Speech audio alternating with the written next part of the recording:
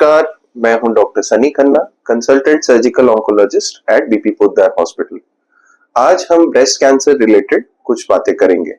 अक्टूबर breast cancer awareness month है और इसमें हम ब्रेस्ट कैंसर कैसे होता है, उसे कैसे प्रिवेंट कर सकते हैं, उसके क्या क्या कारण हैं और हमें कैसे पता चले कि हम ब्रेस्ट कैंसर से पीड़ित हैं, अर्ली उसे कैसे डिटेक्ट किया जाए, इसके बारे में कुछ बातें होंगी।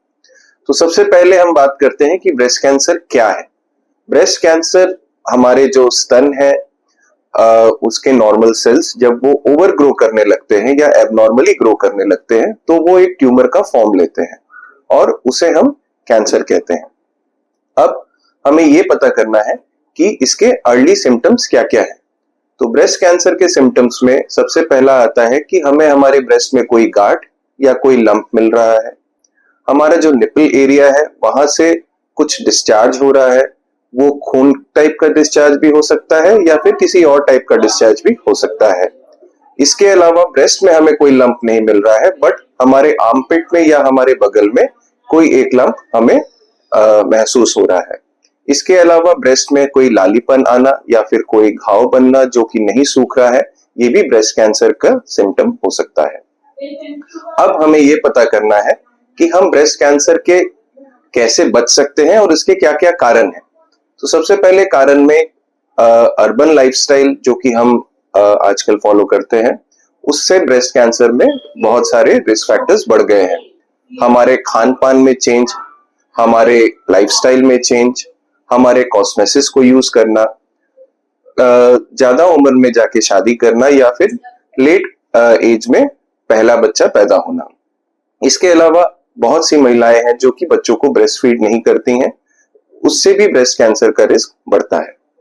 अब हम ये को कैसे प्रिवेंट करें। तो सबसे पहले हमें ये जानना है कि ब्रेस्ट कैंसर जो है वो किस किस को हो सकता है। तो हर महिलाओं में ब्रेस्ट कैंसर हो सकता है।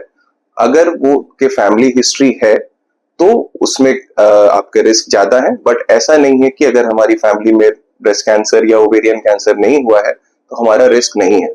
तो इस वजह से हमें एक स्क्रीनिंग प्रोग्राम में हमेशा एनरोल करना चाहिए, जिसमें कि हम एक सिंपल टेस्ट है मैमोग्राफी या अल्ट्रासोनोग्राफी, जो कि आपके एज के अकॉर्डिंगली डॉक्टर आपको बताएंगे। हर साल में एक बार करके मैमोग्राफी करनी चाहिए। इसके अलावा जो भी रिस्क फैक्टर्स हैं, जैसे कि हमारे खान पान में चेंज, हमारे हेल्दी लाइफस्टाइल अडॉप्ट करना, खाना पीना जो है उसमें फल फ्रूट्स साग सब्जी ये सब ज्यादा खाना, अल्कोहल स्मोकिंग ये सब अवॉइड करना, एक्सरसाइज करना, ये सारी चीजें हमारे ब्रेस्ट कैंसर को प्रिवेंट करने में हेल्प करती हैं। इसके अलावा इसके क्या क्या ट्रीटमेंट है। अगर किसी को भी गांठ या कुछ भी फील हो रही है या ब्रेस्ट में कोई चेंजेस फील हो रही है तो आपके नियर बाय डॉक्टर के साथ आप कंसल्ट करिए।